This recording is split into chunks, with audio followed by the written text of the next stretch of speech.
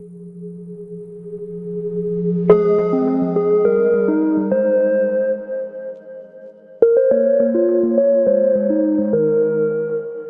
wonderful morning to everyone. Let's thank the Lord for His words of inspiration and His faithfulness for being with us in everything that we've been through by His grace. Amen. In Deuteronomy chapter 7, verse 9, it says, "Know therefore that the Lord your God is God. He is the faithful God who keeps His covenant of love to 1,000 generations of those who love Him and keep His commands." This is to remind us that our God is a faithful God, whose power, grace, mercy, and love are so great and beyond compare. His faithfulness never ceases to 1,000 generations that love Him and obey Him. Indeed, He was faithful to Abraham in His promise to make him a father of many nations in Genesis chapter 17, verse 4, through His offsprings Isaac, Jacob, and their descendants. And His promises to Israel, as well as to the church up to now, remain sure and are equally as firm.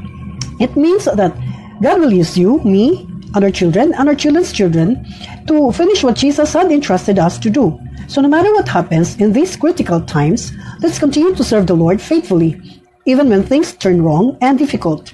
Even when our faith will be tested, our loyalty to God will be threatened, let's keep our faithfulness to God alone. Remember what God had done for us. He gave us a radical grace and a radical commitment. Radical grace because it required the death of God, which brings a radical human commitment even unto death, and it was fully carried out by Jesus through His death on the cross as the radical faithfulness of God to all humanity. Being His church and bride to be of Christ, whom promised by Jesus to be taken when He returns, our responsibility is to be faithful to Him. Wait for Him with wisdom, knowledge, understanding, and with watchfulness, because the days are evil. Remember the three Hebrews in the book of Daniel who exemplified radical faithfulness to God in front of the king of Babylon. That is the kind of characteristic that must be reproduced again in God's people at the end time. So, no matter what happens now and in the future, let us continue to be faithful unto the Lord, even if it leads a radical faithfulness.